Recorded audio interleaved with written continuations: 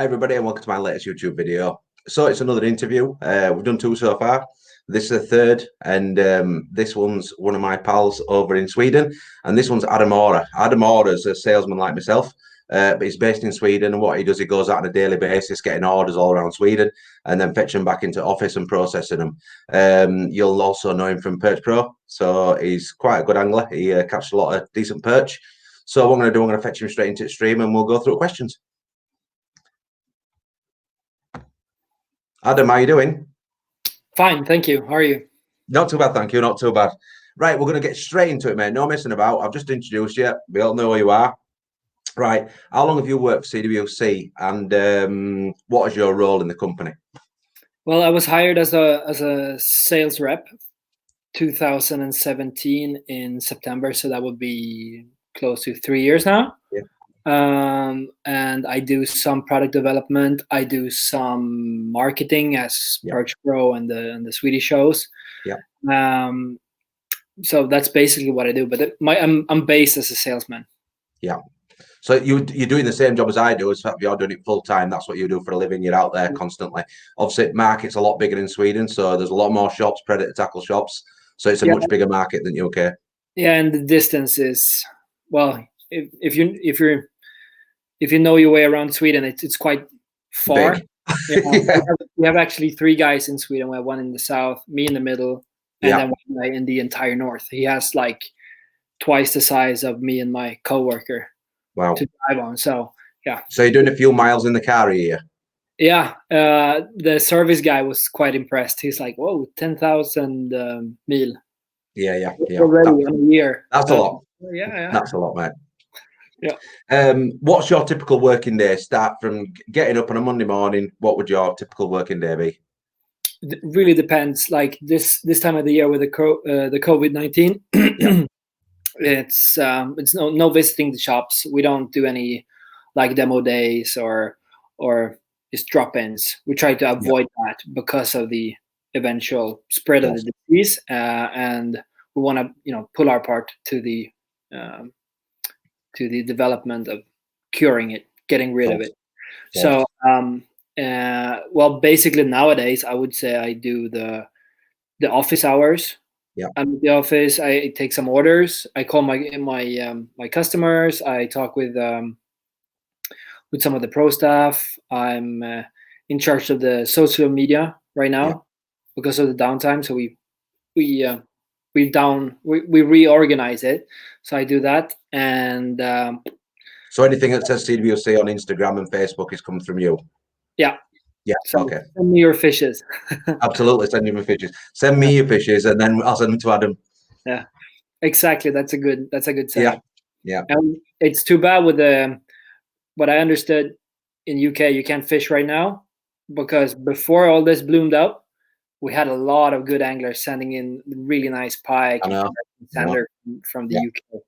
We had some really good. I mean, to be fair, there were some good lads that had some good pictures, some really good followers, strong followers in UK of CWC. So, them guys are sending me stuff all the time, and I'm like looking at them thinking, God, I wish I were out fishing.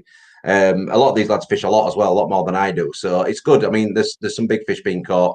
One lad called Matt Keller had a really good fish on a mouse. Oh no, he didn't. He had it on a guppy. Yeah. So it's anybody who wants to send anything in, you've got my email address, Adi Woodchucker. Drop me a DM and I'll get your picture up. I'll send them over to Adam and we'll try and get them up for you because it's good for not only UK but it's also good for Sweden. Yeah. So definitely do that. Always nice to see big fish, right? Absolutely. We all just like to see big fish. Right, leads me on to the next question. What's your favourite species now? It was the same with Pierre, although it was slightly different with Ava. I thought he'd say perch, but he's a pike man. You're the perch man, surely. Yeah, I started fishing for pike. I was raised in the archipelago, like springs, summers, autumns, in the pretty far out. And my grandfather took me out fishing for pike because it was freaking everywhere. Yeah, we'd go down to this beach, use rocks and kelp, and then catch a pike. So that was my first introduction. My dad got me a small tin can boat. Yeah, and we drove that sorry boat to bits. I still have it, actually, but did you still have it as well? Fantastic. But driving around there, I have two brothers, and I started fishing with them, dragging them along, and pike all the time. And then because you didn't catch perch, you're fishing the summers, you got some perch. You usually on regular worms or spinner, you got one or two, But now I think that pike has a lot of things to it, but the perch you can use so much more technique, so much more variation if you fish in the ocean or the big lakes, rivers, small waters. So I'd say perch is my favorite species by far now, but I don't know. What is it about perch? What is it that gets you going about perch? Listen. I love a big perch. There's something really impressive about a big perch. But what is it for you that just gets you going? I know you can target on loads of different methods. Yeah. But what is it for you that gets you going about big perch? Well, basically, it's like you can go out catch them with like a small crankbait or a spoon or a spinner. You can catch big ones. And you can really milk out the best of the technique of the place if you use the right stuff. And that's something that really, really got to me, that, okay, I'm not catching anything on the traditional jig with a ball jig head and a 10 centimeter shad. Yeah. And I downsized. I used super light Carolina stuff or a drop shot, and you start catching fish and good fish. So then you really realize that there's so many ways to it. In pike fishing, in my opinion, it's like, oh yeah, I might downsize or upsize or try a jerkbait. Yeah. But the fishing is not on. It's just not on. Yeah. You can't change. You can't make those little adjustments to make it work, can you? If they're just not on it, they're not on it. Yeah, exactly. So like yesterday night, I was fishing for a couple of hours after work, and the fishing is starting to turn on, but I was fishing for pikes. I got more decent sized pikes fishing for a few hours than I did on the entire Sunday, fishing from like early morning to every day. And we got a lot of fish, but it was 2 kilo maximum in a place. So they were just on last night. They were just on. They were on the feed, and you just caught them. It was as simple as that. You went to the right spot and found them. Yeah, exactly. So with perch fishing, I feel like you can dive into techniques more. Okay. Yeah. I mean, it is a broad spectrum for perch fishing. It's really popular in UK, especially on canals. Funny enough, we've got a massive network of canals in UK, and some of the perch go really big. I mean, you're talking 4-pound perch are regularly coming out of our canal systems, which are it's a big fish. You're talking 40, 45 centimeters upwards. So it's some really, really big perch. We've also got trout waters. And our trout waters have got some huge perch in them. The potential to catch really big perch on trout waters is phenomenal. So we are lucky. I was in the UK when I was maybe I don't know, 10, 11. My dad used to do business trips over there, and I can't remember which town. I think we went to Oxford or something a bit upwards. And we saw the salmon rivers where the salmon were rising, and with big brown trouts and salmons everywhere. I was just amazed looking at them. Because we're lucky. We are lucky. We've got some really good fish. I mean, salmon's not as big. I mean, you've got really good trout. You've got sea trout runs, a lot of sea trout, aren't you, around Stockholm? But we are lucky. We've got some big perch, big trout, really big trout. And salmon salmon's slightly different. It's not a posh man sport. I'm not saying you've got to be ultra rich to fish for salmon, but the proper salmon beats are really expensive. Yeah, of course. So if you go to the top end of Scotland and you're paying on the top beats, where the royalty fish, you can go to where on Tay and stuff like that. You're paying a lot of money per day, but there is a lot of salmon on our rivers, and people just don't see them. Obviously, you'll generally see them around when they're doing a run and they're going back up the river systems, and you'll see them jumping at the weirs and stuff like that. But I'm yet to catch one. I've never caught a salmon in UK. I know there is some rivers I could target them, but I'm a pike angler. I want to be pike fishing. I don't want to be wasting my time with salmon. Definitely not. There's a fun in all fishing, of course. Absolutely. Right. What is your favourite method targeting perch? Spin fishing. Definitely spinning. Yeah, spinning. Because I really enjoy ice fishing for them as well. Right. Okay. I have completely different approach. You have the monofilament line, the short stiff rods. You pull the fish up with your hands, and you have a bit more action in it. It's really fun when we do have a decent winter. In the Stockholm area, we don't have that really long winters. We have. Is it generally a bit further north? Yeah, but it depends year on year. Like last year, the winter between 2018 and 2019, it was a great winter. I've ice fished maybe 2-3 days a week. Yeah. But this winter we barely had any ice at all. We had maybe a couple of days. Yeah. Trying to mute my. It's okay. Like that. You hear me still? Yeah, I can still hear you. Okay, I was muting you. Sorry. But the ice fishing in the north, it's always, it's always ice there. What about size of perch? You can get some during ice fishing. Obviously, are you still getting really big perch? Is it a method where you'll go catch really big fish, or is it a numbers game? It could be both, actually. We usually want to target bigger fish, ice fishing, but some lakes you catch in the hundreds. The like 10 to 15 centimeter perch, because you use lures like 5 centimeters, 7 centimeters, and you just hitch onto the hook. But we usually use sonars for ice fishing, and you find a good spot and you wait and you see some fish coming in, and usually those are the bigger ones. We're talking maybe 2 or 3 of that size fish if we're lucky on the day. So but it's a lot of fun because it's the ice it provides a pressure. So with the moon and everything, it's quite different a day from today. Yeah.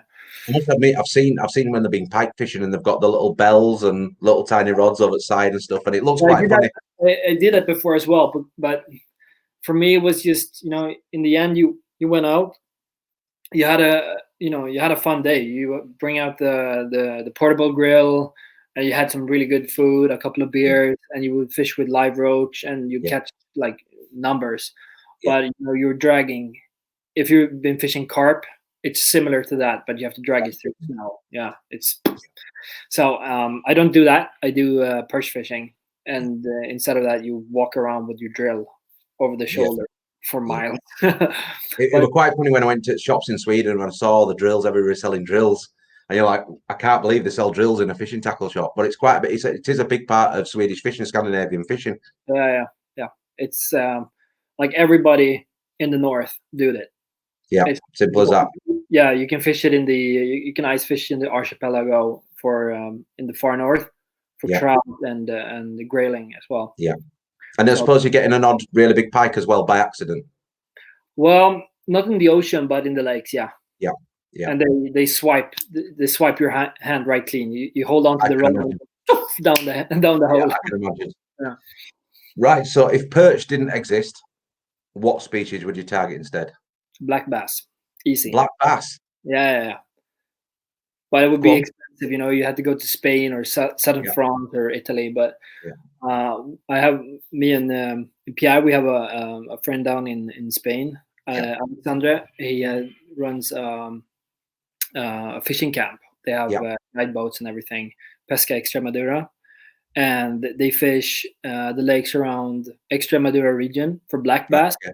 Yeah. And we've been down there now twice, and it's a really fun species. I fished for largemouth and smallmouth in the US a couple of times before. So it's similar to perch because you can reach them in so many different ways, and they're tricky. You don't understand them. But they're fighting hard and good sport fish. Really good sport fish. I saw that you did. Did you do a video? Oh no, it were all pictures. You send a load. I remember seeing all pictures between you and Pierre. Did you catch them on mouse as well? Yeah, I actually got mouse. 2 fish on the Mira's mouth. Yeah. And I mean, gossip bass obviously got a huge mouth, so you can, I suppose, upsize your lures. Yeah, where you can't really do it with perch. This was the new mini mouse. This was actually the single small version. Yeah, this was the single prototype we had on the white, the ice color. Yeah, and it was doing magic because I caught 2 fish straight away using it. Yeah, and then I switched to soft bait because I wanted to try different. Yeah. And then I put on the mouse again, and I had maybe 5 or 6 contacts. Yeah. And the last spot of the first day, a pike took it. Typical. So that was my confidence. Straight off. Yeah. Yeah. But use like 0.28 fluorocarbon. Okay, so it's light line. Yeah. You have to really be discreet, and that's the problem in Spain. You have a huge bass swimming around. Yeah. But you also have millions of jacks. Right. Okay. They're everywhere. You fish the jerk, you catch like one right away.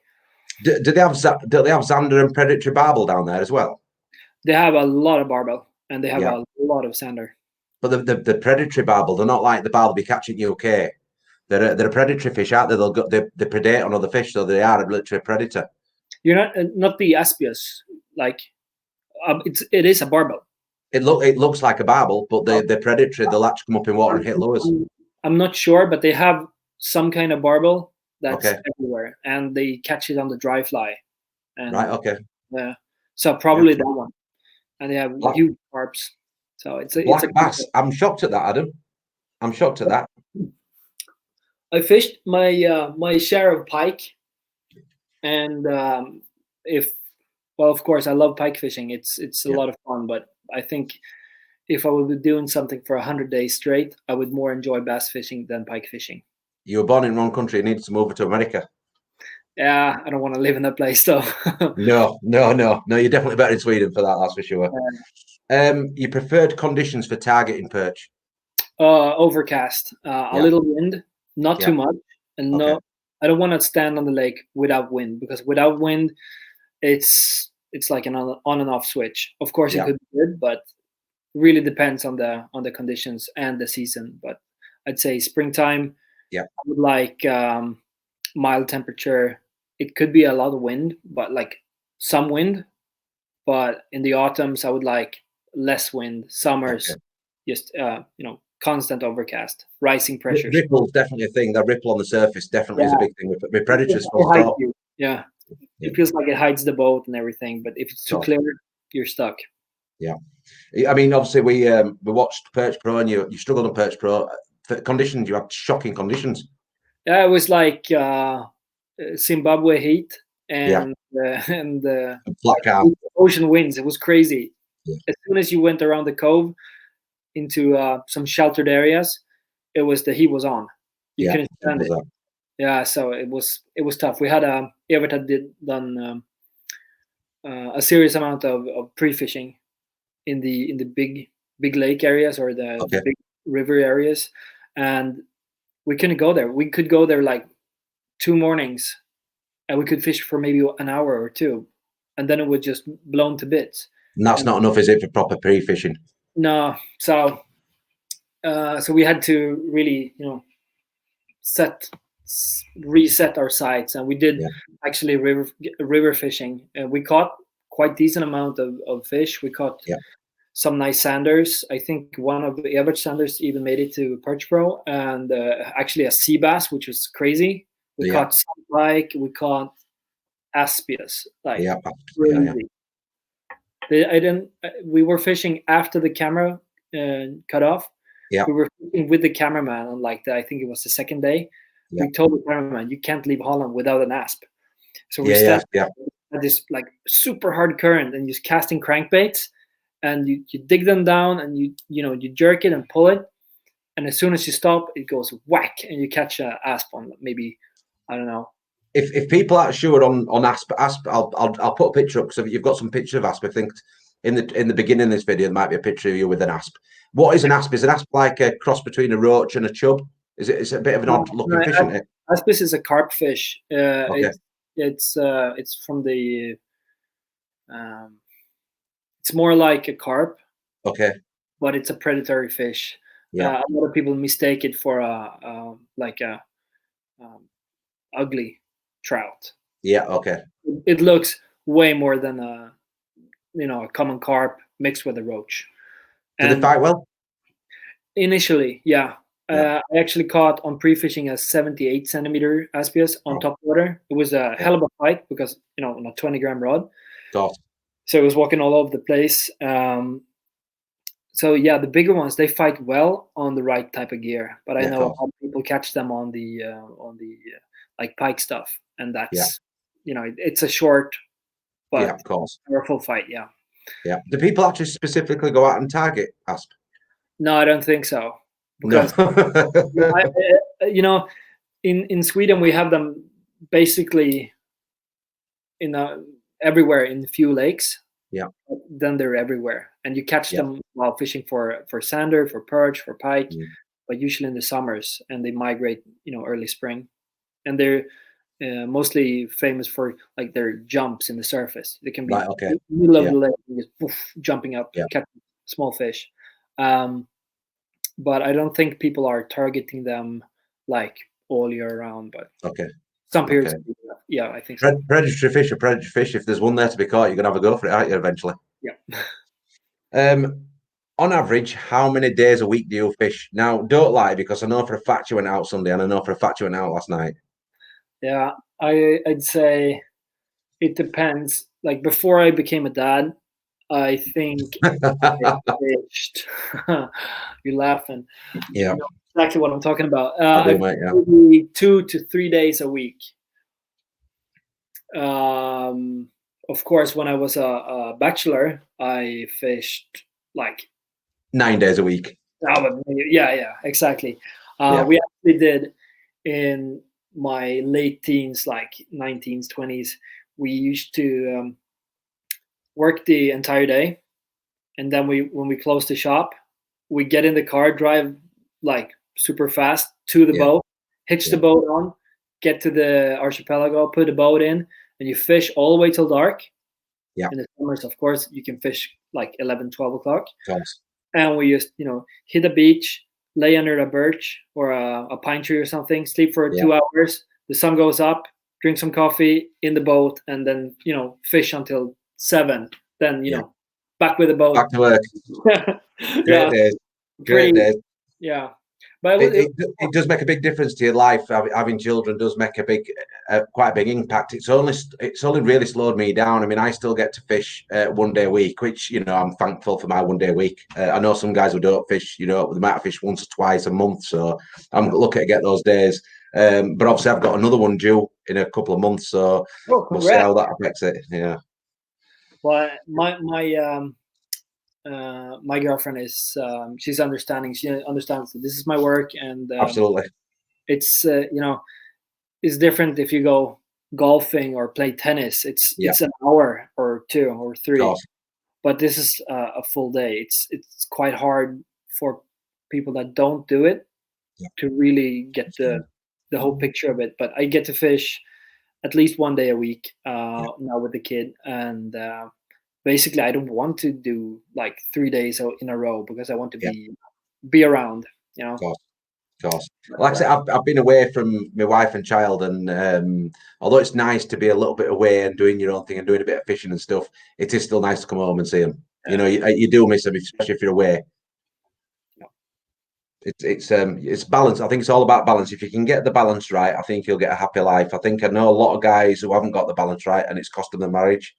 And that, I think that's sad. If a fish has caused you to lose your wife, I think it's sad. But I think as fishermen, we're all really quite driven, and I think you become a little bit selfish to other people and other people's feelings, where you just think to yourself, "I'm going fishing. I need to do that. I'm not bothered about going shopping. I don't want to do this. I don't want to go to look at the supermarket. I want to go fishing and do that." And I think we're all quite guilty of doing that, and I think it's something that you've got to.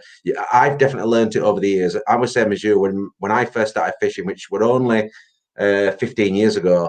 I was every night, 7 days a week. I would be straight home from work. I would literally get from work straight to the river, fish until dark, come home, have a small supper, go to work, do it all again every single day. And then Saturday morning and Sunday morning, I'll be up first thing and I'll fish all day. And that's what you do. And then you find out you're getting married and you're having babies and commitments and mortgages and stuff. But listen, we're still fishermen. We're still doing it. And we're still, when you come away from a river or a lake, all you're doing is thinking about your next session. And I think you see that in people. There's some fishermen that you can tell they like fishing, but they're not like driven. They're like, I just want to go fishing all the time. To me, it's been hard, especially with COVID. is I've just not been fishing. And I know lads are literally cracking. You can see every day they're cracking a little bit more. They're like, I'm gonna go. I'm social distancing.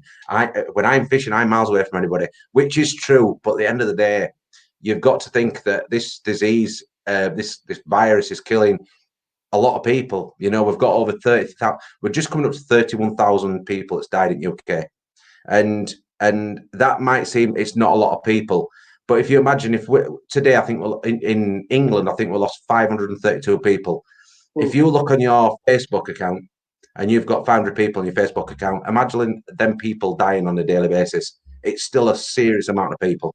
Yeah, so you owe it to your family, you owe it to your friends and your grandparents and your parents to stay at home and just do your thing. And I hate preaching to people.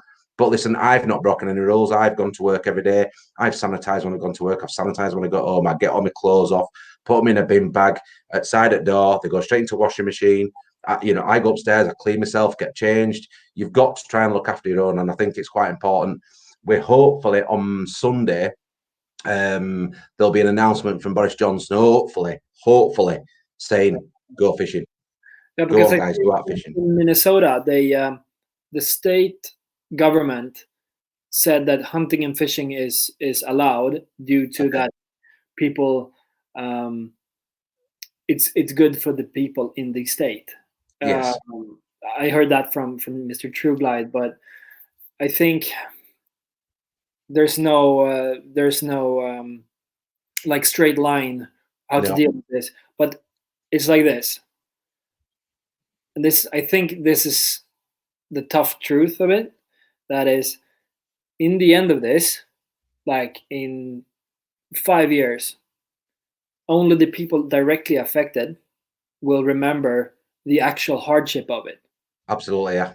Because you will be on your flight wherever, and you will still, I'm going to Italy for a vacation.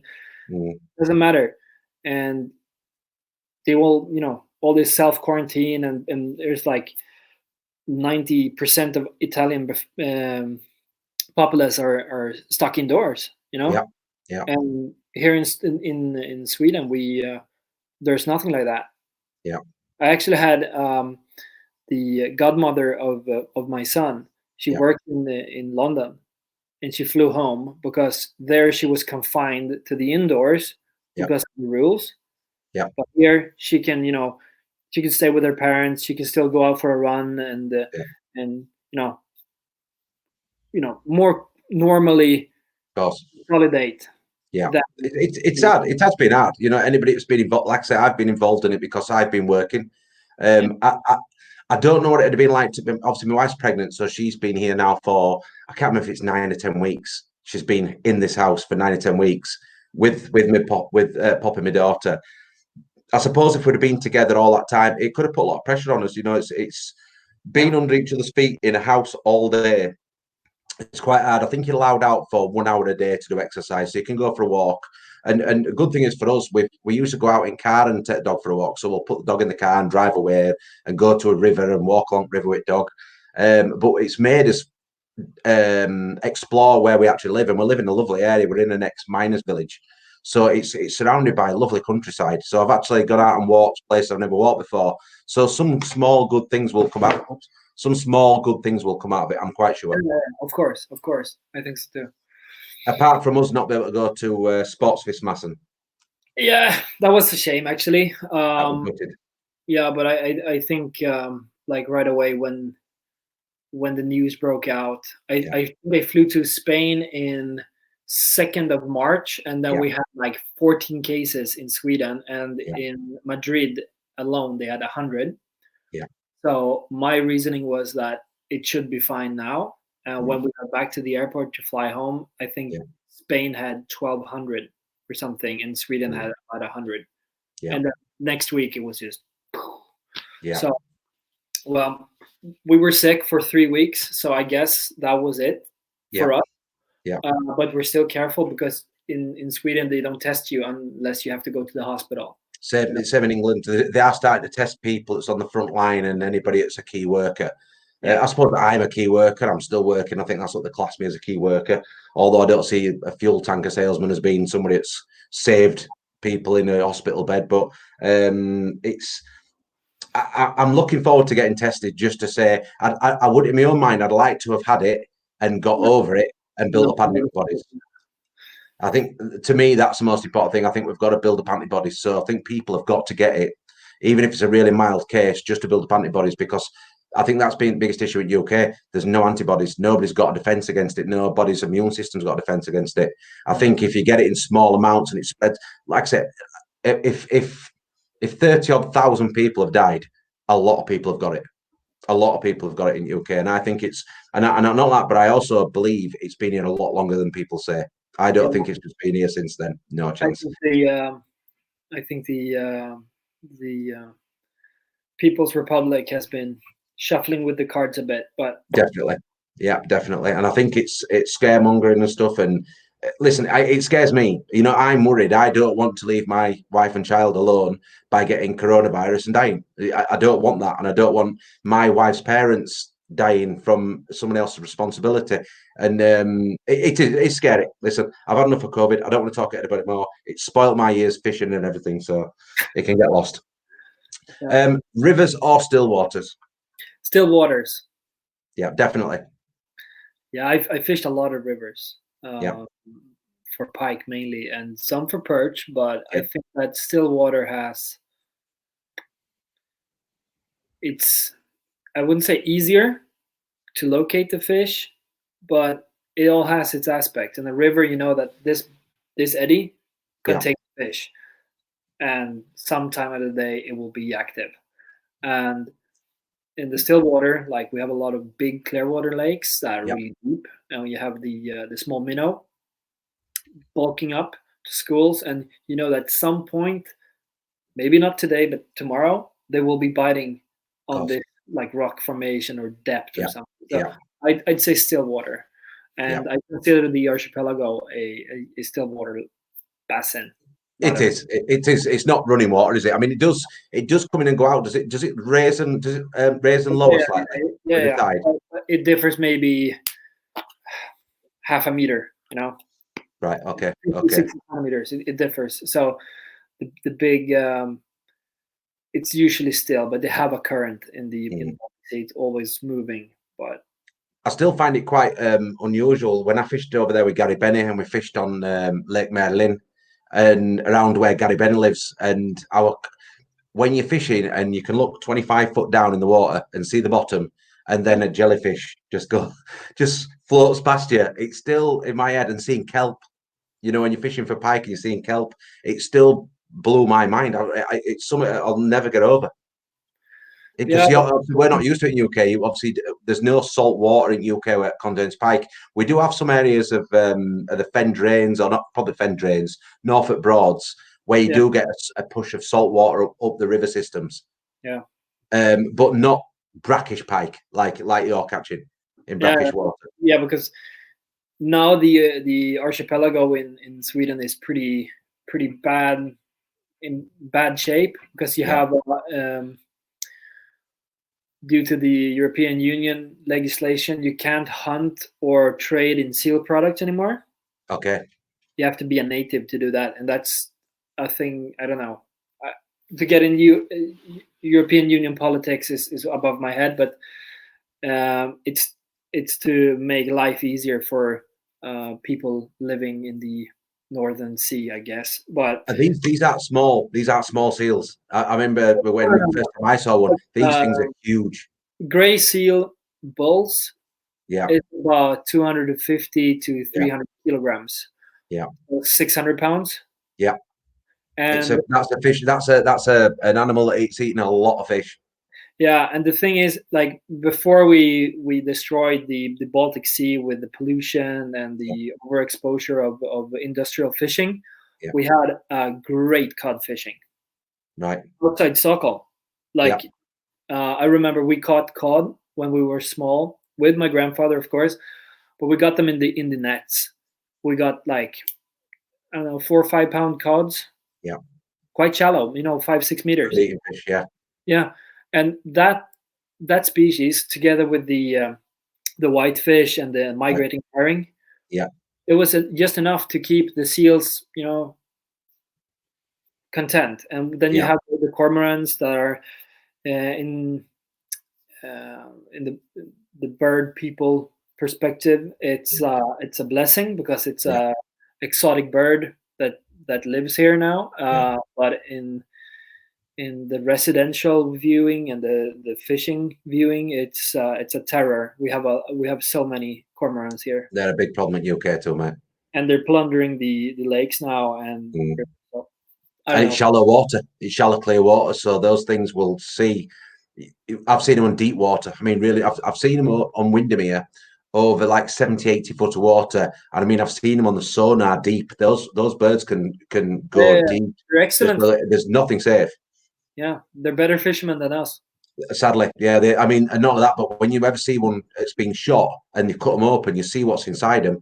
Those things are eating pounds of fish a day. They're definitely. We have a goose. Do you have goosander? Yeah. A goosander bird. They're as bad as cormorants. They're terrible. They're shocking. And again, with the protecting in UK, I think you can get a license to shoot 2 a month, some random license like that. But the sooner that gets sorted out, the better, because they had a problem. We've also had an issue with otters being reintroduced into our waters. We'd wiped them all out as a country. We'd wiped them all out with dogs, and they're now coming back really strong. In fact, it's very rare now I will go to a river system and not see an otter. And those things again are unbelievable predators. Yeah, of course. But I feel like I don't want to get rid of the seals or the otters because they are they're a part of our fauna. Like for me, I'm not a wolf hugger. Yeah, we have a big discussion about wolves in because my parents, they live like 20 minutes north of Stockholm, central Stockholm, in the countryside. Yeah, and we had wolves around the house. Okay. Because they migrate so fast. Yeah. So they have a territory size of a small community in the woods next door to you, and they get pups, and some stay behind, some migrate, but they want to stick to maybe 200 wolves in total in Sweden. Okay. In my opinion, it's horrible when they eat the sheep. It's horrible when they eat the dogs. Yep. But there are parts where it's horrible when they eat the dogs. Of course, because we used to have a flat-coated retriever, and when in the winters when I walked out at my parents' house, I didn't unleash him because you don't know. So you get a bit edgy about it, but still, where there's a lot of wolves and people do like farming with the sheep, and they have hunting dogs, and they're hunting for moose or something, and the dogs get killed. I understand their frustration, but still, you can't eradicate a species because it doesn't fit the way you live. It's same in with UK. We do. We had wolves and bears in England originally, and what else did we have? I think we had beaver, if I'm not mistaken, and we also had, what else did we have? Beaver, otters are back. There's some big golden eagles and stuff like that, really large eagles. And in UK, we've always been really good at wiping out animals. If they cause a problem, they just wipe them out. And we did that with wolves. There's no wolves in UK. There's no bears in UK anymore. But there is talk of reintroducing wolves because they do keep population of deer down. And if you go to top end of England and up into Scotland, some of the deer herds in Scotland are unbelievable. They are out of control, the deer. And I've done a lot of shooting, and I've been up there and shot quite a few. And I'm telling you that it's a major problem. And they're saying that the wolves will keep down and kill the old and the weak, and they'll get stronger herds. So I can understand why they're doing that. My own personal opinion, I really don't want to be walking around a corner with my fishing rod and see a pack of wolves. Or definitely don't want to see a big bear. No, of course. But the thing is, we have a lot of husbandry with the sheep here in central Sweden, and the wolves, they eat one animal. Yeah. Because that's how the pack thing works. They catch an animal, they eat an animal. But when a single wolf gets into a goat pen or a sheep pen, they kill like hundreds. Do you have red fox? Huh? Do you have foxes? Red fox? Yeah. See, they're big sheep killers in UK. It's it's I think it's a bit morbid, but still I understand, because if there's too many fox, they will eat all the bunnies and all the baby deers and stuff like that. But Yeah. I want to get back to the seals, because now the population of seals is, nobody's touching it, and the archipelago communities are slowly dying, because there's only, like, people are migrating to the cities and the towns and mainland. So the seals, there's no more food in the outer rim, so they go into the bays, and the cormorant doesn't bother the pike. They can bite them or prick them or whatever, but it doesn't kill them or eat them. But the seals do. So we had some really shallow areas, like I'm talking half a meter of water. Okay. You have two bulls swimming in and eating the pre-spawn giants. So I think it was maybe 5 years ago, they went up a small river in just an hour south of Stockholm, and the fishermen in the river, they saw these like big carcasses of big pike just floating up, and they only eat the rump. So they eat the belly, and see a 12-kilo pike without a belly floating up, but it's horrible. So they have to do what they can to survive, but if it's get out of hand, you have to sort it out with some man-made help or something. I know that when I went over, I noticed there were loads of deer, saw deer everywhere. And I remember Gary Benny saying to me, he says, if you keep an eye in these woods, you might see some wolves. And we're like, don't talk stupid. Because it goes, honestly, you'll see wolves in here. There's wolves hanging around. But the one thing I wanted to see a moose. A moose? Yeah. Because Gary says, when you see one of those things at the side of the road, you will not honestly believe how big and why. Because are they the biggest killer of people in Sweden, of animals? I don't know. But if you hit one with your car, it's a 50-50, Yeah, simple as that. If you hit a bull, you don't kill the animal itself. You hit the legs, because they're so high up. So the head goes into the windshield, and with the horns, it's a done deal. But was fishing with Evert for Perch Pro 2 years ago in like Lapland. And when I was driving to the airport to pick him up, I saw maybe 4 moose, maybe 30 reindeers. Driving back, we saw, I think it was 8 or 12 moose standing by the side of the road. And when they're next to you, they're quite big. But they're scary. They're scary. Well, any animal you can hit in a car, and you're only literally hitting the legs, it's a big animal. You look at the kneecaps and go, geez. But we used to have, when I was growing up, we had like 2 or 3 moose or elk, or we call it, get into our yard at my parents' house and eat the apples. You can go out a morning, like October morning, and it's 2 moose in the garden. Stood in the garden. Like, and they're panicking, and there's only one way out. It's a driveway, and We're quite lucky in the UK. We don't have any animals that scared us that way anymore. Not at the moment, anyway. Right, next question. Who's been the biggest influence in your fishing career? I mean, obviously, your granddad started you off. Yeah, but he was not a fisherman. He was I'd say the biggest influence. I think my dad was the first one to actually buy me a fishing rod, get me, casting. Of course, he has always supported me with it, so I have to give him some credit for that. But fishing wise, I would remember like reading the numerous different varieties of fishing magazines, and it was one guy, Henrik Sandahl. He's the co-owner of Södersport. And he's a fishing addict. A super nice guy.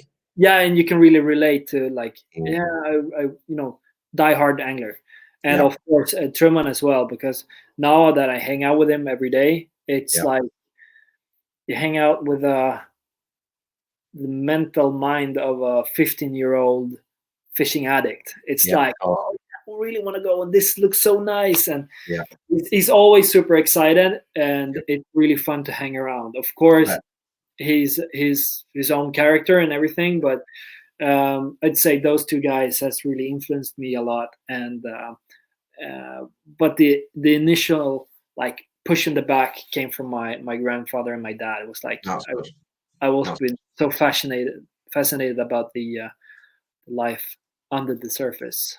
I think a couple of really, really good choices there, mate. Really good choices. Yeah. I mean, not a lot of people know Eric Sandal in England.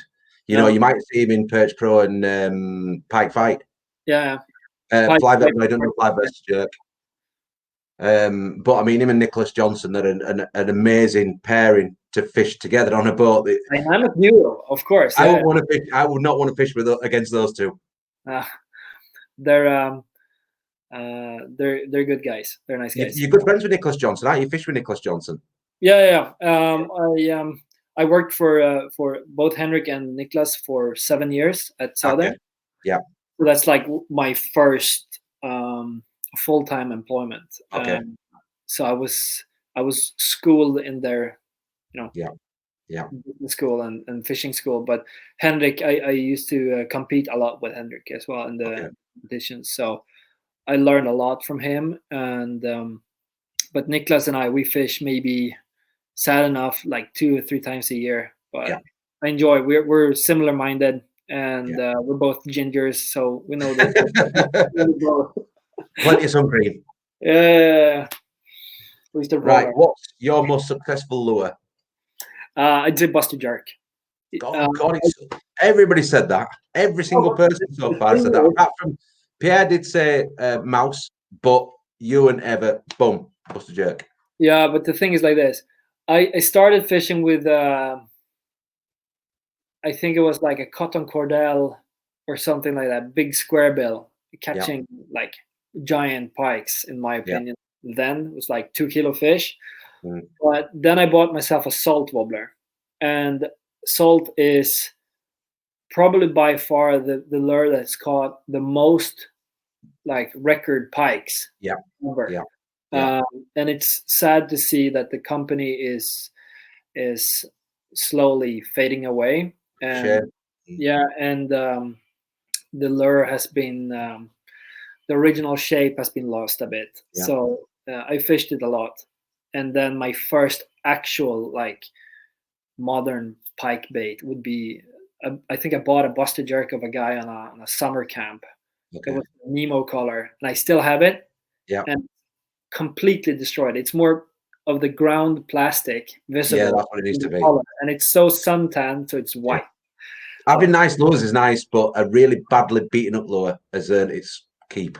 Yeah, and people complain like, but the quality of the color, when the pike bites, the paint goes away. Yeah. Well, yeah, of course I understand, but you have to realize it's 700 teeth ripping in it, you're pulling, and it's shaking. It's gonna do damage. Do you know? I honestly believe its fish is actually quite much better, in my opinion. Yeah, well, the thing is, it'll be one of the originals anyway, so it'll be one of the original ones ever made. But the thing for me is that a lure that's been really badly battered. If you, my own opinion, when you're lure fishing, you are trying to put an action in a bait that makes that bait stand out in a crowd of fish. So if you're fishing around shoals of fish, you've got to make that bait look different to all the rest. And something that looks, pike will automatically predate on sick and injured fish because it's an easy. They don't have to chase them. They're there. And I think a jerk bait or a soft plastic that's all beaten up and it's got bits hanging off. Some of my most successful baits are in bits. And when you refinish them, they lose a little bit of that. They just lose a little bit of that speciality of catching constantly. So I don't like refinishing baits. But I have had jerk baits I've had to refinish 3 or 4 times, wooden jerk baits. Because when you start going to wood and it soaks into wood as water, it can destroy them, especially some custom wooden ones from America. But yeah, I mean, I love it. The thing is, American, like the old school American jerk baits that were made, like the Suic or yeah. That's like dipped in water paint. Yeah, you catch 2 pikes and it's like 2 seconds. It's gone. Like an old matchbook. But I fished a lot with the MacTail before, and also with the Mac Rubber and So there's a lot of lures on the list, but I would say that Buster Jerk is like one of the lures that always are in the box. Yeah. I fish a lot with the X Buster. Yeah. I like it. I fish a lot with the Big Bandit Yeah. because we fished that so much growing up. It was Big Bandit, it was Salmo Slider, Buster Jerk, and so it's always been in the box. And it's a lure that quite a few of you have picked so far, and I expect maybe, well, asking Truman, what's he going to say straight away? He's going to say Buster Jerk, isn't he? I think so, or Pig. But I'm but yeah, I want to give a push for the Pig original jerkbait. Yeah, I fished that a shit tons, but it's not always in the top 3 lure sections of mine, sadly, because before it was number 1.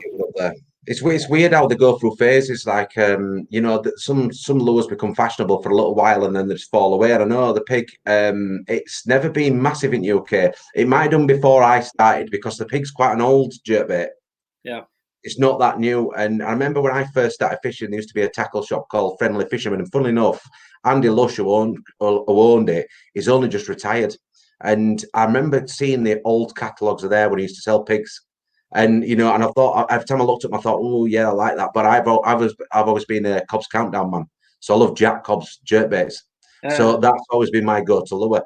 Don't get me wrong, I've got Buster Jerks, but a nice custom wooden lure, is just like, whoa, like what Joe Peterson makes. It's like that's my thing. That's what I've always enjoyed using.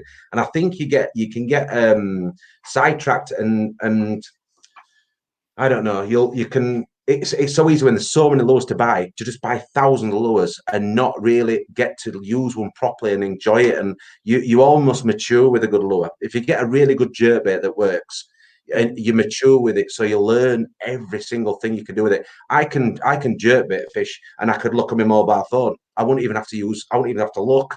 Once I've cast a lure, I know every single movement that lure does, and I know when something's not right, it's a fish.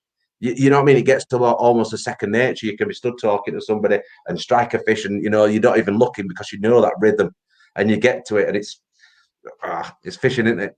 You can tell I haven't been fishing for a long time, can't you? Yeah. Right. This is a one. It's been an interesting one. Does color of lure make a big difference? I think so. I have a friend that I fish with a lot, and he's colorblind. Okay. And he's like always catching more fish. And because he doesn't even know it's picking out of his box. Yeah, of course he knows that it's but I don't everything is white, but it's like he has like some bright colors and some dark colors and like a couple of natural ones. But me myself, I bring at least one deep box full of Buster Jerks. Simple as that. Yeah, one big box, and it's maybe I don't know 30 busters in there because I want maybe it's something dark today and the conditions. It's all about the conditions, but I think you can get really nerdy with it. You can go down to like molecular levels of it. Yeah. And well, of course, I buy Buster Jerks like I don't know 10, 15 ones a year. Yeah. Because I see some old color in a shop I'm visiting. I had one customer in Åland. He had colors from the first range, of course. Wow. A bunch of them. Of course you do. Well, the collector's items. They are collector's items. There will be one day worth a fortune. Yeah, and it's like this. When I'm on the Swedish eBay or Tradera, I always search for Buster Jerk or Big Bandit or X Buster, Belly Buster, and I find someone and I bid on it.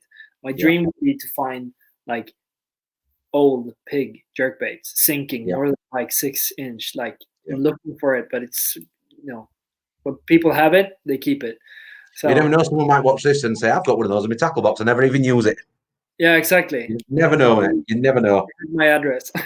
Yeah, exactly. I'll sell it on for you. I'll buy it and I'll sell it on to you for minimal profit. Like this, if you would bring 3 colors to lake fishing, I would say something like bright red, orange, and then something more green yellowish, Okay. then something darker, maybe natural looking. Yeah. And probably you would be all set. But of course, I think it's all about covering base. I think it's all about covering bases. I mean, I've always thought to myself, I can go to nearly every water with 5 lures, a mixture of 5 lures. Mm-hmm. And if I've got a mixture of those 5 lures in maybe 2 patterns in each one of them, that's enough. So you don't really need 50 baits.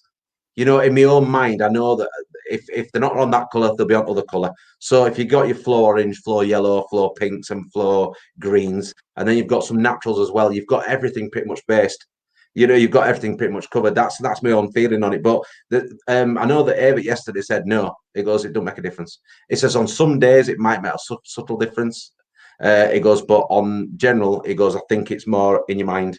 Yeah. You know, you've got confidence what you're using, it's in your mind. So it's great to get everybody's different opinion on it. Yeah, but probably it's the most accurate. You know, Yeah. your friend fishing's with the dirty roach, and you don't have that in the box, and he's catching. Maybe he's there, isn't it, straight away? He goes like, "Uh-oh, something's wrong. I don't have." And we've all done that. Everybody who's being a fisherman stood in a boat with somebody else, seeing them catching on a pike pattern, and you look in your box and you've not got a pike pattern. You think, surely they're not turned on. And I've been in a boat enough times to know that on a certain day, them fish are after that lure. And sometimes it's just like that. It's just like that. If you could turn back time and talk to yourself as a young lad, what would you advise yourself about going forward and fishing? What would I be buying? Yes, everybody struggled with this one. Everybody struggled with this one. So if you could talk to yourself as a little boy and say, Adam, when you get older, you're going to work for CWC. Yeah. What advice would you give yourself? Advice. I would say fish more. Yeah, exactly the same as everybody. Yeah, because when I was a kid, it was good in the archipelago. You know, it was really good everywhere. And you talk with the old guys, and they're like, "Yeah, 2005, 2004 was 10-kilo fish everywhere." Like, what was I doing then? Yeah, I was riding a bike like a dumbass. yeah, true. Yeah, I'd say that. And when I meet, I don't meet, but I interact a lot with the younger generation on social media. Yeah. And I see them, you know, don't have that much money. They buy some lures for the little cash they have, and they fish like maniacs. Yeah. And to them, I would like to say, like, try different stuff. Don't just, you know, that spot is good, because I remember when I was 10, 12, we were going to the same rock casting every single week. Yeah. After school, just take the bikes down to the lake, stand there, cast. And I was like, in the evening, I might catch one, but still, try a bit different. You know, you could go upstream and you can take the boat to the next stop. Yeah. I think it's all about learning watercraft. I think that's the hardest part of fishing. And obviously sonar helps massive, really good sonars help. But I think the more you fish, the better you get. The more time on the bank is definitely a massive advantage. Anybody who fishes 5 days a week will have a lot more chance of catching pike than someone who fishes 1 day a week. Of course. And if you can pick your conditions, if you own your own business, you could say, tomorrow we've had extended cold for 3 weeks. It's going to warm up 4 or 5 degrees. We're going to have overcast, a little blow. You know for a fact that day the fish should feed hard. So you can pick those days. That's always hard. But I didn't start fishing until I was 30. So I've missed 30 years of fishing. So you can imagine if I were going to do the same thing, go back and talk to myself, then I would definitely say take up fishing sooner. Definitely take up fishing sooner. But then again, I might never have been married otherwise. Yeah. Right. That's a good realization. It is, unfortunately. Does rattles in soft plastics, yes or no? Yes, I'd say yes. Yeah. Even in crystal clear water? Well, it depends. You know, I don't. It's not something that I, you know, really bring. That, oh man, I really have to have a rattle in this, or else I can't use this lure. It's like, well, if I have one in it, it's an extra spice. It's like scent with perch fishing. I think it maybe gives another, you know, an extra glance at the lure, an extra strike, and maybe that strike is worth it. So. Well, on that subject, so you're just saying scent for perch fishing. Is it something you use a lot of scent? In waters that are a bit more fished, like exposed, or when the fish is inactive or not biting because they're migrating or something. I tend to use scent mostly through pens, like the spiked pens. Yeah, I've seen them. Yeah, it's a great product. But rattles, yeah, big soft baits, with an extra tick. Yeah. And usually when it's a bit more, murky waters, or you need to make a bit more sound. I just don't think. I think everything you can add to maybe drag an extra fish can never be a bad thing. That's my opinion. Around a circus, you have the absolutely. And on that, sometimes, like I said, I've fished side by side with somebody who's got rattles in the lure, no rattles, and I've definitely seen that person catching more fish. Yeah, but and then when you add rattles, of course, but maybe it's like he has a lower gear on his reel. He's using a thinner. About trawling lures. Behind the boat, you're trawling. You're fishing similar water, identical lures. Identical lures, same traces, same braid. 10 foot apart, but that person will catch more. And I think a lot of it's to do with our rivers are a lot darker. We've got a lot more colour in our waters. Yeah. So I think it definitely, if you got any colour, I think it definitely, if you've got colour, you definitely need to be using rattles. I think that's a massive advantage. And I think that, again, that's why Buster Jerk's done so well.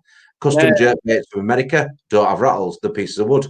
But you get a plastic lure or a resin lure and it's got ball bearings inside. Again, it's another bit of attraction you don't get on a custom wooden bait. Yeah, exactly. And it's like this. I always have rattles in my terminal tackle. Yeah, just in case. Yeah, because, but it's nothing that I really think of. Yeah. Like, I have to have it. I know what you're saying. Right. Tomorrow night, you win the national lottery. Do you have national lottery in Sweden? Yeah, something. Euro jackpots. Euro jackpot. So tomorrow you win £69 million. Yeah. Are you still going to do what you do now? Probably not as intensively. Okay. It's like, I think it's a sanity to have a purpose in life. Yeah. Like a place to work or to work with something. Yeah. And if you take that ingredient out, I think you're going to be unhappy. So yes, I'd say, Leif and Truman, rest assured, I will still be at work. but you might have a Ferrari. Yeah, I would need an extra parking space for the Ferrari. No, but for me, it would be basically more like maybe go down in time, doing my work.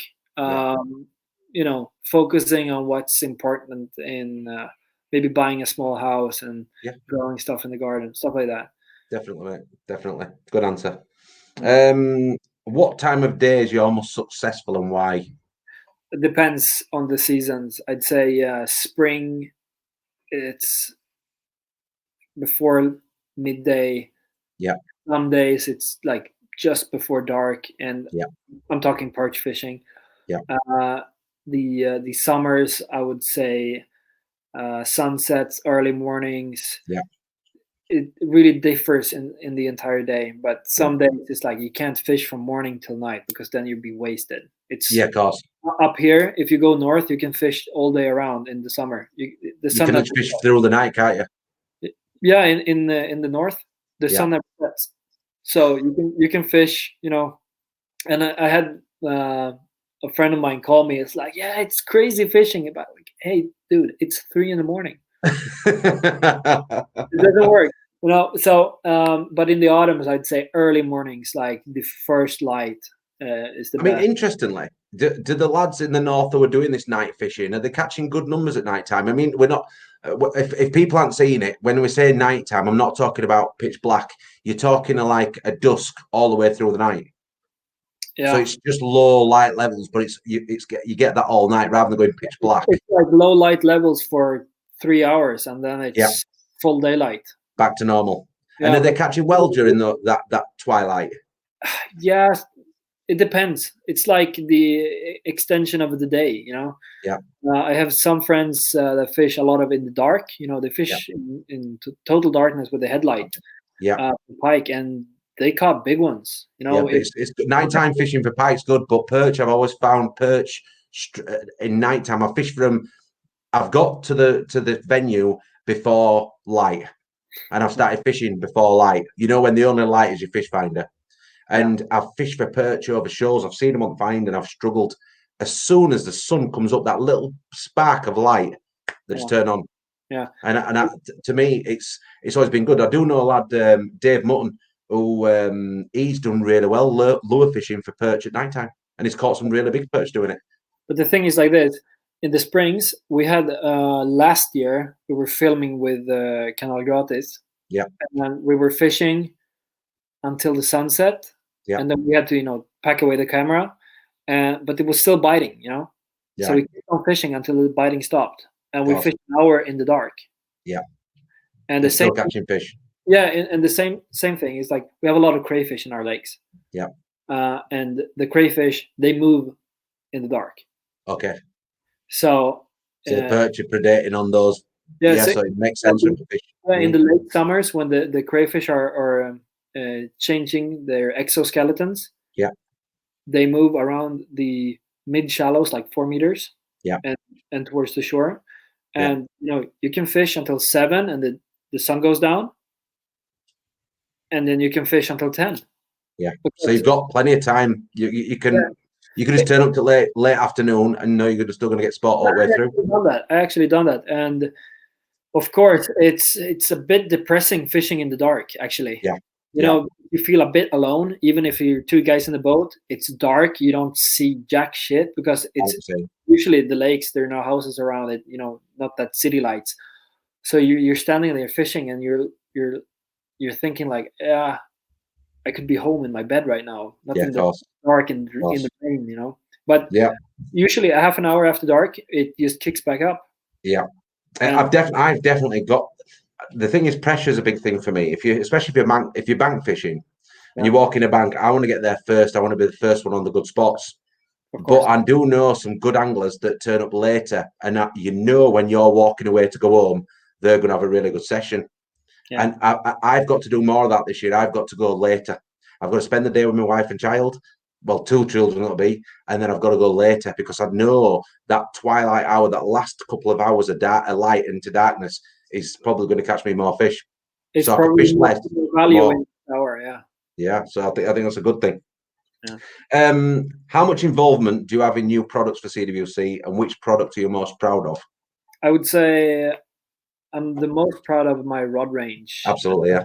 Yeah, you try them? I haven't tried them yet, but funnily enough, I was talking to a lad today that's got one, and he said, and I said, I'm talking to you tonight, and he goes, I'll tell him I love the rod, it's fantastic. All right, that's good to hear. He said honestly he loves it, absolutely loves it. I enjoy them a lot, actually, and it's 5 rods in the range now, and the 2 latest ones are more finesse styled. The 7.9 trigger, it's more for a sink and draw. You use a crayfish on a stand-up jig head, or you use a Carolina rig. It has great aspects of that. And then there's the finesse one, 7.1, which is my favorite. Yeah. Because don't worry, they will soon be available in the tackle shop in the UK near you. Yeah, of course. I think Barry Lynch at the Blue Box already has them. But stay tuned. We have them in stock. Those ones, the Perch rods are stocked up. But in product development, I developed the crawfish, the pig craw. All right, okay, pig craw, yeah. That's my invention. Because I love fishing with crawfish. Yeah. Like crawbaits. It's big in UK, massive in UK, creature baits, massive. And it's fun because it's a different presentation. But otherwise than that, of course, we work close in the office. If Steph and I we talk about stuff, or we have Andreas, our graphic manager, and we cook things up together. So it's a team effort, I'd say. Most of that. And it seems to work. Yeah, exactly. It does. It seems to work okay, mate. Fish finders. Now I know you're a fish finder, man. Are they cheating, or are they essential part of fishing? Cheating. No, I know. Everybody says that. Oh, it's cheating. Yeah, but the people usually that screams out like for cheating, I don't know. It feels like they're pulling backwards. Yeah, they want it to be when they were growing up and stuff like that. Yeah, and I think it's a level of understanding because it doesn't. It actually helps you understand more. It's not like ding ding ding, cast over here. Yeah. It can be if you're very, very lucky. Yeah, but it's not a video game. It's more like a tool to learn more about the water. Definitely. The water. And I'm using this Solix from Humminbird. I have a 12-inch, which is great for using multiple views. And I'm basically always on the same view. I have the side imaging, I have the 2D sonar, and the map, and I'm constantly auto sharding. I'm just driving around auto sharding because I think it's fun to create because you understand that, well, wait, that's connected with that one, and there's hard bottom here. So just a question on auto chart. So obviously, if you've got any cards, if you've got navigation cards, you plug them into your Finder, and you can get some. There's places where you can download maps like social maps, which are okay. They're not, now I've got a Lowrance, so obviously that's what I use. I download maps, simple as that, for my waters. And now, Lawrence, on the Humminbird, is it so wherever you go, is it always recording the data and making that map? So the next time you go, that map will already be there, and all you'll do is cover more water, and you'll get more of a map, and you're just building a map up. Yeah, sort of.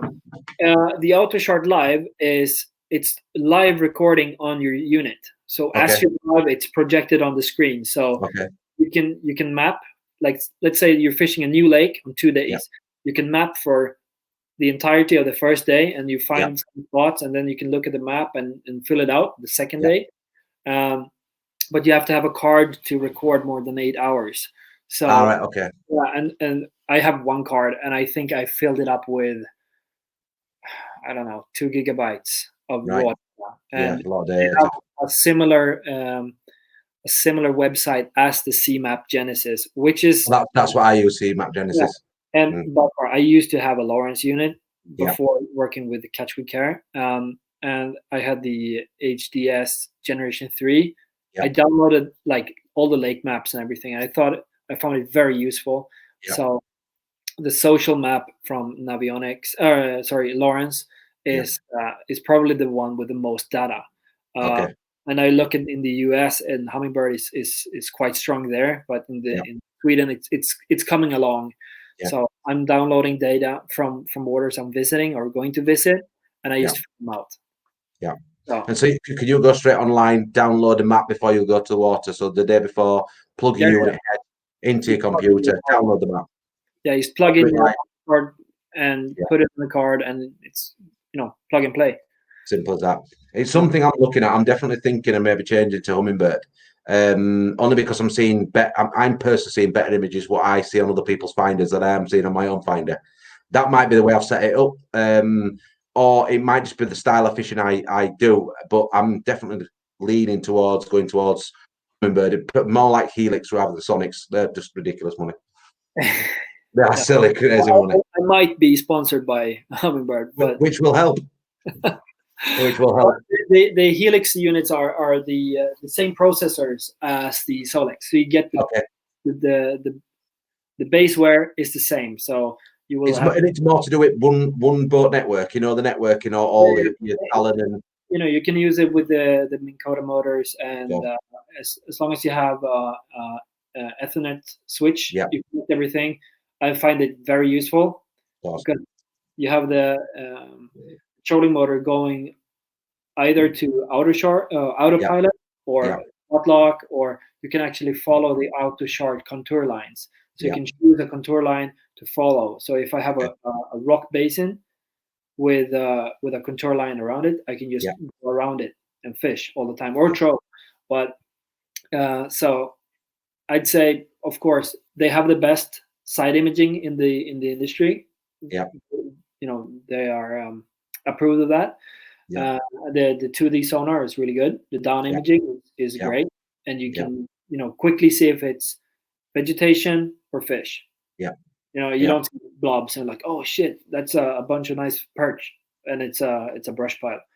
So I think what I'll do is before I make a commitment to where I'm going and what I'm doing, I'll probably wait until I've been over to Sweden, and I'll probably fish with you guys and see your units and see what I think of them. Like I say, I've only been lucky enough to be in the boat with Gary Benny, and he had a hummingbird, and I think it was a helix, and the side imaging, I was like, wow, this looks completely much better than what I'm using already. I mean, I've got a TI7, so it's not HDS, it's not like a Gen 3 HD unit. It's a pretty base model. But I expect to see better for the money I paid for it. Yeah, of course. The thing is that you, if you get the settings right, you probably go like really far with a basic unit. Yeah, and it's all these people vertical fishing for sander. Yeah, they learn so much about the settings of the sonar, how much it can actually help them finding fish or structure, hard bottom, soft bottom, etc. But for me, I think the outer shard live is one of the key ingredients in why I use Hummingbird. I like sound of that. I like sound of that. Yeah. Wire or fluorocarbon? For Pike, I'd say I use wire for or single strand titanium. Okay. I don't use wire like. I mean, when I say wire, sorry, I mean titanium or metal wire. You know what I mean? But that's what we classify it. Yeah. Single strands for basically when I'm doing jerkbait fishing. Okay. So I always have one rod that has a titanium dedicated for jerkbait fishing. 5 pounds titanium, like with a big stay lock. Okay. Otherwise, I use FG knot to a like 1.1 millimeter fluorocarbon. And but generally for soft plastic work. Yeah, but in the end, I have it for like Mira's mouse. I use it for busted jerks, swim bait, stuff like that. But when I really use the action of the leader, when I need the extra push, I'd say titanium. And so you're using a mixture. It's interesting you're using a mixture. Yeah, but I think that because fluorocarbon, it's a bit not stiff. It's hanging. It's not that direct. So when using a jerkbait, you can get the numbness sometimes. And instead of the lure making the right turn or the right glide, it's just stopping down. I know what you're saying. No, that's really good reasons. When I was talking to Pierre the other night, he was saying, you need to go on fluorocarbon. I can't believe you're still using wire. And I went, listen, it's only because I've always been a pro wire man. I've always been titanium traces. That's what I've always used. And I've almost abused people on Facebook and internet and saying, stop using fluorocarbon. It snaps. It does get bitten off. It can get bitten off. If you're not checking it, it gets destroyed. I thought to myself, maybe I should give it a go because so many people using it cannot be wrong. No. But like you say, if it's to do with presentation and I'm a jerkbait fisherman, maybe I'm going for the wrong reasons. Yeah, we started using monofilament, like 1.2 millimeter, like sea fishing monofilament. Yeah, like rubbing leader sort of material.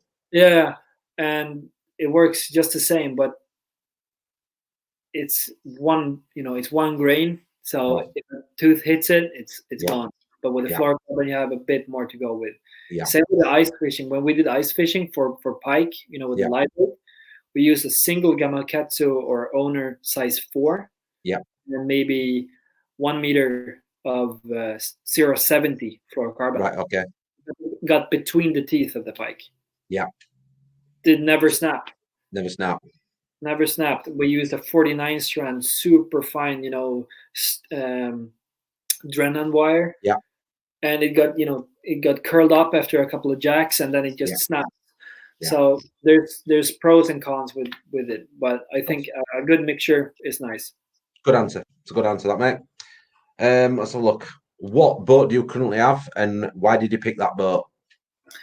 Well, I know that I've been getting a few question marks on my choice of boat because I started out with a classic Swedish plastic boat, an Ockelbo, made in Gävleborg, in the middle of Sweden. I've been salmon trolling with that one. It was 5 meters, barely 5 meters. Salmon trolling on the ocean and great pike fishing platform, everything. Yeah. But I couldn't use the modern electronics that I wanted, so I got with a smaller tiller boat, a fin boat. Yeah. And it was perfect. I could ramp it everywhere, beach, small creek, whatever, Norland. But I was feeling that it was too small. You want space to. I do a lot of marketing in my work with my boat. I bring out customers and everything. And when I did Perch Pro together with Everett, and we have a cameraman and all that stuff and all that, the shit you just pour in the boat.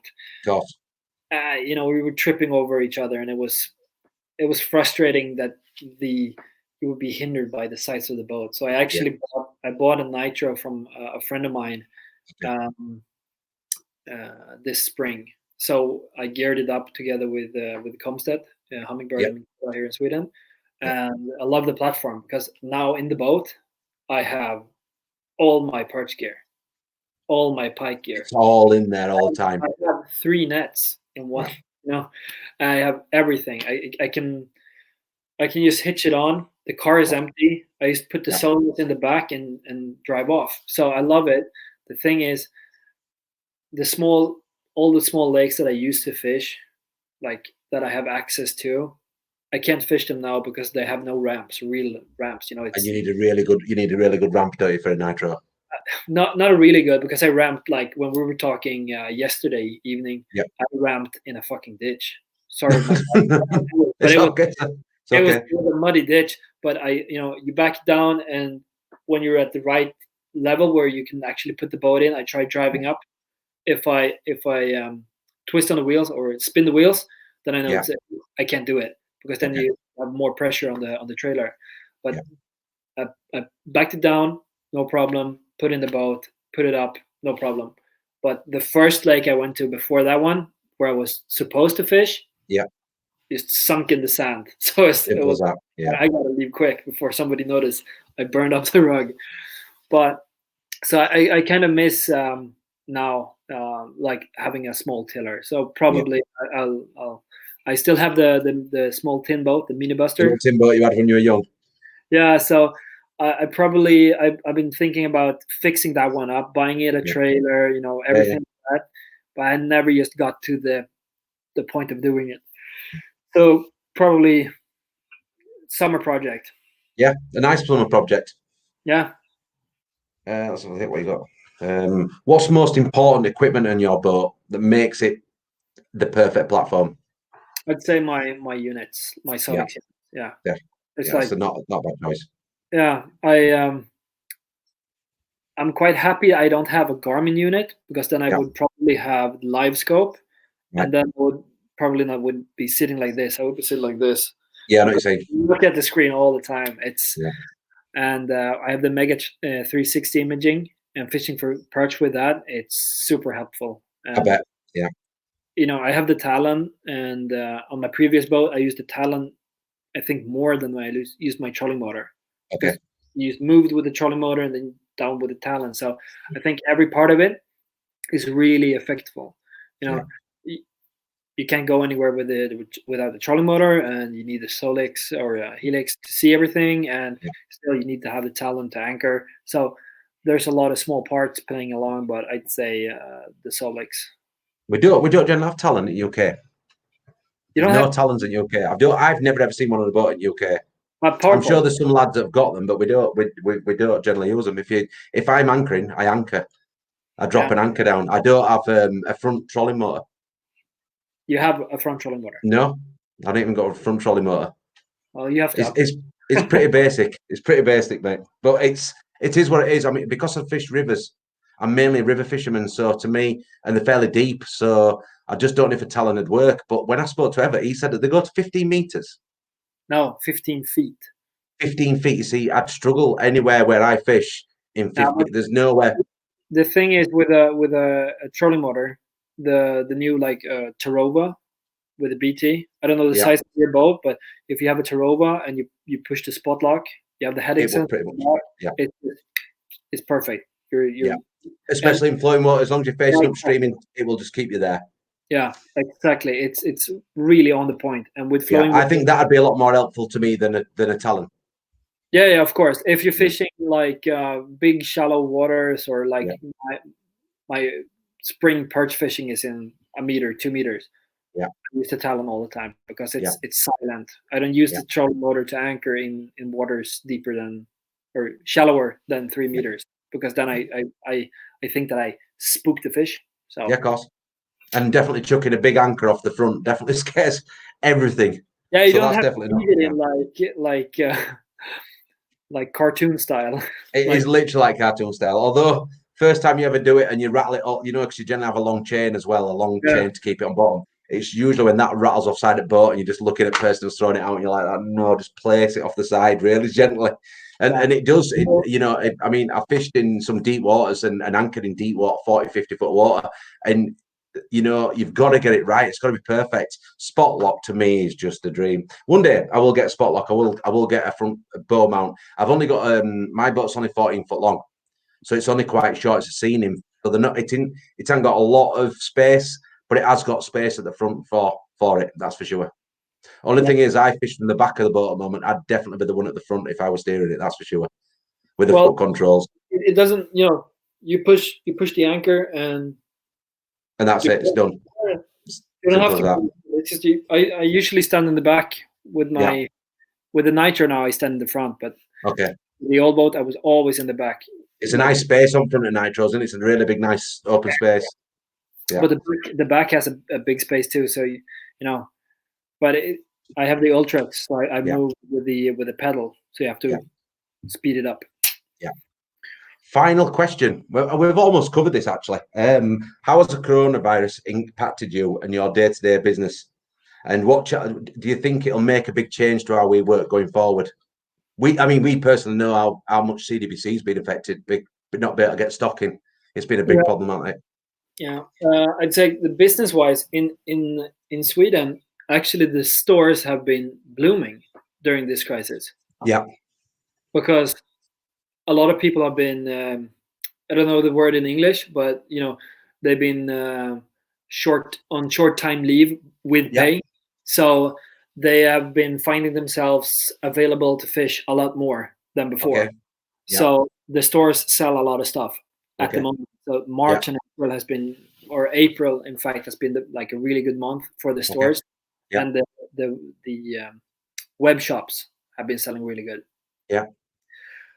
But you know you have to have stuff to sell to our customers, and that's a problem with the import business, that you don't really get the same response. You know, you don't get the same speed with it. So I'd say that would be the biggest problem. Yeah. Me myself, I have a day off every week now because of we're trimming everything down. So of course it's a difference in the everyday work, and well, my daily basis is like, you know, you think about it, you use the disinfectant for your hands like all the time, you wash your hands with soap, your hands get cracked. That's the big difference. You don't touch people, you know, you don't shake hands, you don't hug. And that's, for me, my brothers came home, one from Denmark and one from the US. My parents are home, and you know, I have my small kid, and in the beginning it was like, don't touch the baby because we've been sick. Maybe he has it still or something, and maybe you have it and we haven't. So it's a lot about that. But business wise, I'd say, well, for the stores it's better than the retailers, because definitely getting the stuff back here. We'll be back. We will be back, and like I said, I've said to quite a few people's interested in buying stock in the UK. It's going to be hard for a few months until we get all the stock in from abroad and it gets into Sweden. There's nothing we can do. You know, we've got people wanting rods. You know, like I said, I think I've had 3 inquiries for rods today alone. So I've got guys over here selling them, but I need to get them rods before they can sell them on to customers. So it has been hard, and it has been a little bit challenging. But listen, we will get through this, everybody. It's something that's been hard at the moment, but we will get through it while we had them. Yeah. And we will be stronger. We're looking towards an awesome autumn, you know. Definitely, yeah, and hopefully some fishing next year. There's going to be a lot more fish as well, right? Yeah. Well, no one's been fishing for them in UK, so we're hoping that they're just going to throw themselves at hooks when we get out. Yeah. Listen, Adam, that's it. That's all 22 questions, and I'm trying to suss it's 1 hour 29. So you've just beaten Evert, and you're a little bit in between you and Yeah, so you're doing really well, mate. 129 is really good. I was hoping like, oh, we're passing the time here. It's only 1 hour. But, yeah. Do you know, it's amazing. Quite a few people have watched these videos now, and everybody said to me the same thing, that when you look at a video and you see it's an hour and a half, it's a long video and I'm not watching it. But everybody was watched them and said, I bet I'd like to keep on watching that for another hour. So, you know, between me and you, it seems like we're just having a chat, but I mean, it's an hour and 30. So it's I think that's long enough, mate. Yeah, I have to get a beer. Definitely. On the fridge. Hey, listen, you enjoy your beer. Look after yourself, mate, and I'll see you soon. Thank you very much for coming on, Adam. Thanks for having me. Have no a good problem. One. Look after yourself, mate. You too. Bye. Cheers, Adam. Adam Orre, what a great guy. He's a really, really nice guy. I've met him a couple of times at shows, and he's always been really friendly. He's always been a nice guy. So, yeah, that's Adam done. I've got another interview in about 10 minutes' time. So I'm going to get off now and get this one processed. I'll see you next time. Enjoy the video.